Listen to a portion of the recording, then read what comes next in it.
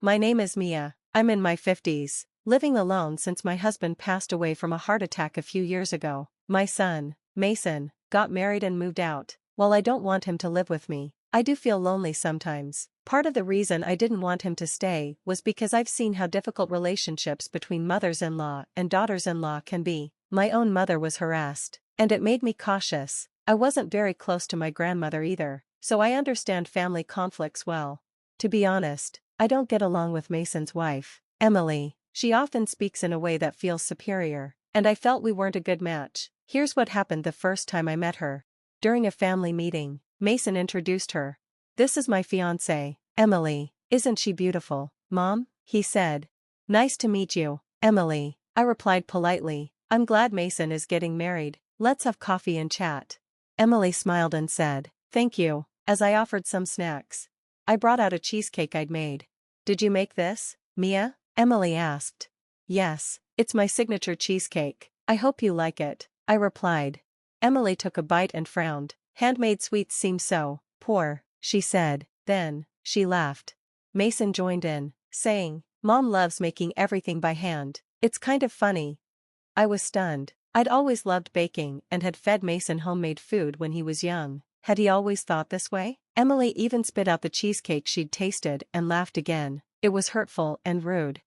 Emily, according to Mason, comes from a good family, but her words and actions are often unpleasant. Since their wedding, she always makes sarcastic remarks whenever we meet, which is exhausting. I also don't get along with her parents. Emily's mother, Elizabeth, looks down on me for working at my age. She once said, "It must be tough still working in your 50s. I guess you're not getting much survivor benefits since your husband passed away." I tried to keep calm and responded, "I enjoy working." Elizabeth smirked and continued, "Women are happiest when they're housewives. Working mothers like you probably couldn't give Mason much love." I replied, "That's not true. I loved Mason dearly." But she dismissed me, saying, "Working mothers always cut corners." I'm glad Emily is a proper housewife now. Women should quit their jobs and focus on the household. Elizabeth, though the same age as me, has very old-fashioned views. It's not wrong to be a housewife, but the way she judges others' lifestyles as if she's an expert is annoying. Her husband, Logan, also acts like he's above everyone else, being the president of a mid-sized company. Overall, dealing with Emily and her family has been a tiring experience. I wish Elizabeth would just mind her own business. Somehow, I ended up agreeing to go on a trip with Emily's annoying parents, which has left me confused. It's the year-end holidays, and I had some time off work. Out of the blue, Elizabeth called and invited me on the trip. To make it more awkward, they had already booked a luxury hotel and airline tickets, so I felt like I had no choice but to go along with it. On the day of the trip, I arrived at the airport terminal just before the scheduled 10 a.m. meeting time. Soon, Mason, Emily, Logan, and Elizabeth arrived, carrying large bags. "Thank you for inviting me," I said. "I feel a bit guilty, though." Elizabeth waved it off. "Oh, don't mention it. Let's board. Here are the tickets we bought in advance." She handed tickets to everyone, except me. "Oh, sorry, Mia," she said casually. "I forgot to buy your airplane ticket. You'll have to get there by boat. It'll take 10 hours. "What?" I exclaimed, shocked. Emily laughed. "Mom, making Mia take a boat is hilarious. It suits her." Mason added, "We'll wait for you in Los Angeles." I was stunned. "Are you guys really okay with this? You're just leaving me behind?" Elizabeth shrugged. "We won't have any issues. Just remember, if your back hurts from the boat ride, that's not our problem. See you there." As they walked through the gate laughing, I stood there alone, gripping my phone in anger. Why did I have to endure such cruelty? I'd hoped this trip would be a chance to get along better with everyone, but instead, I was being treated like a fool. No, the truth is, I'd been foolish to believe they had good intentions in the first place. I realized Logan and Elizabeth must have planned to bully and exclude me from the beginning. I was furious and thought, I won't let this slide. I'll get back at them and make sure they can't retaliate. Muttering to myself, I must have looked like an angry old lady as I walked home, my face tight with frustration.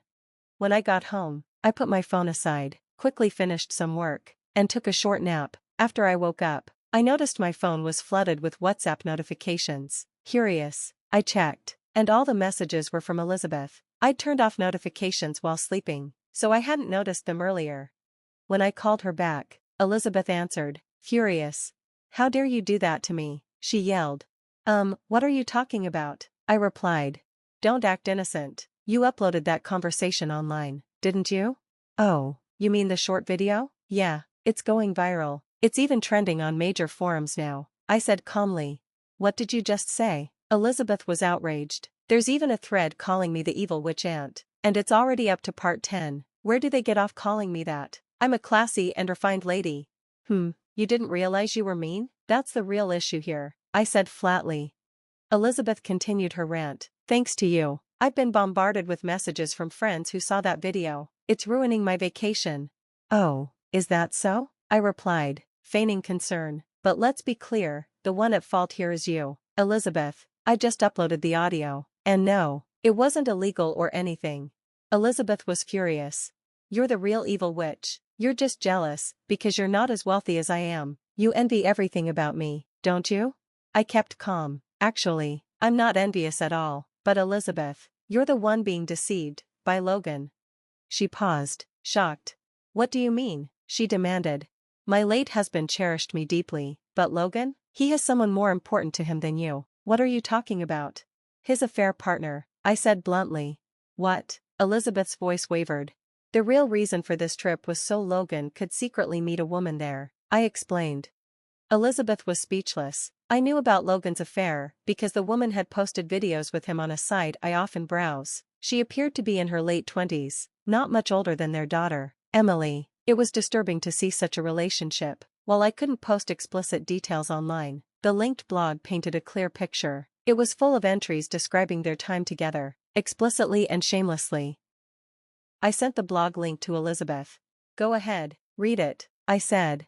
Elizabeth opened the link, and soon I could hear her screaming in horror. It was almost unbearable. Apparently, Logan had told her he was taking a short walk, but instead, he'd gone to meet the woman. While Elizabeth was still on the phone with me, Logan returned to the hotel room. Oh, what a lovely view I just saw on my walk, Logan said casually. Elizabeth snapped. Where were you? Were you really just walking alone? Yes, of course. Did you want to come next time? Logan said nervously. Don't lie to me. What's this diary I'm reading? You were with the woman who wrote it, weren't you? Well, Logan stammered.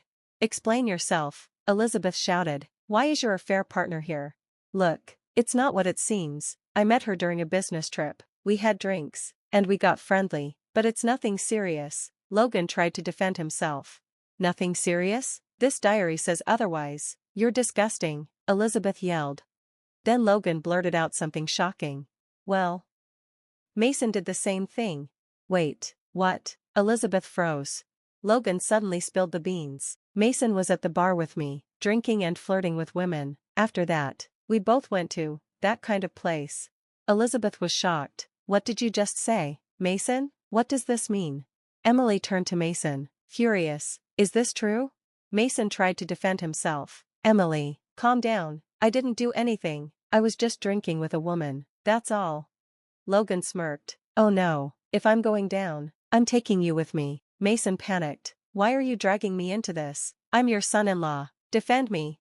Logan shot back. Shut up. This is all your mother's fault. Emily was devastated. Mason, I thought we were happy, and now I find out you've been lying to me?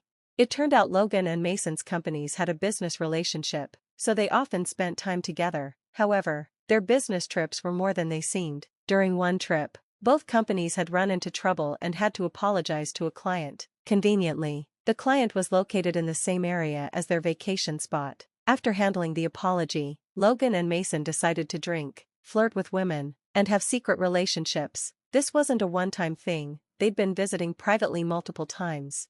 Emily's voice shook with anger. So when you two said you were surfing and snorkeling together, that was a lie? Mason looked cornered. Well, what about the mountain climbing? Emily pressed. That was a lie too, Mason admitted. Emily exploded. This is too much. I can't believe this. Mason tried to shift the blame. See, I didn't do anything worse than Logan. Logan laughed. Oh, Mason, we both know what you've done. Don't make me spill all the details. Mason begged. Please don't say anything more.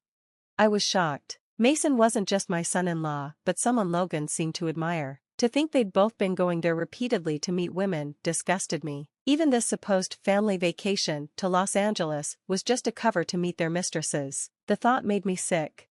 Realizing how much of a fool I'd been for trusting these people, I felt pathetic. But before I could process it further, Elizabeth started yelling on the phone again. "This mess is your fault. Mia, apologize." "No," I replied firmly, "I won't apologize." Elizabeth was furious. "You're just jealous, because you're poor. You're trying to ruin my family. You're a demon." I snapped back. "If anyone's a demon, it's you, Elizabeth. Haven't you been flirting with a young man yourself?" Elizabeth faltered. "What? That's ridiculous.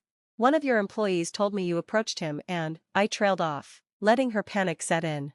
Elizabeth was shocked when I revealed the truth. "Wait, your company's employee? What do you mean?" she stammered. "Yes," I replied calmly, "I'm the CEO of XX Foods. You may have thought I was just a part-timer, but I actually run the place." Elizabeth gasped. "The famous XX Foods? You're the CEO?" "Yes, I worked my way up and now lead the company. I'm far from struggling, and I certainly don't envy you, especially not after what you did to one of my employees." Elizabeth's face turned pale. "I didn't do anything wrong." I crossed my arms. "Really? You approached him while he was cleaning the entrance and made him deeply uncomfortable. He told me what you did, and frankly, it was completely inappropriate." Elizabeth began to panic. "Oh no. I'll apologize, please. I swear it won't happen again."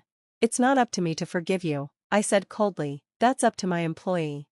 Elizabeth had been harassing Alexander, a young man on cleaning duty at my company. She would show up every Monday when he was scheduled and behave inappropriately toward him. Alexander didn't know how to respond since she was an older woman and feared any reaction might backfire. The stress eventually took a toll on him, and he went on leave. When Alexander emailed me photos and explained the situation, I was furious.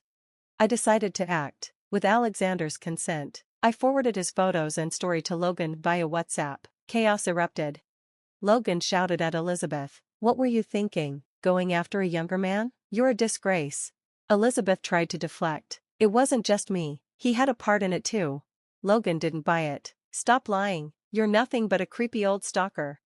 But Elizabeth fired back. "Oh, you're one to talk. You've been having an affair too, and don't forget, you owe me hundreds of thousands in alimony." Logan smirked. "You're not getting a dime from me, I don't need you either." Elizabeth snapped. "Wait, Emily, don't call me that," Logan growled, cutting her off. What followed was a massive argument at the luxury hotel in Los Angeles. Eventually, Logan and Elizabeth divorced. Logan had been unfaithful, so Elizabeth received alimony. However, she didn't get to keep it for long. Alexander sued her for harassment and won damages, which essentially meant Elizabeth had to use her alimony to pay him. Later, Elizabeth came to me, asking for a job. "Please, I need work," she pleaded. I refused. "I don't need someone like you causing trouble." As for my family, my son divorced Emily after it came to light she was pregnant, but not with his child. Their relationship was a mess, and my son's actions disappointed me deeply. I wondered where I went wrong raising him, but I reminded myself he was an adult and responsible for his own choices. Now that I've had my revenge, I'm ready to focus entirely on my work as a CEO. The future is mine to shape.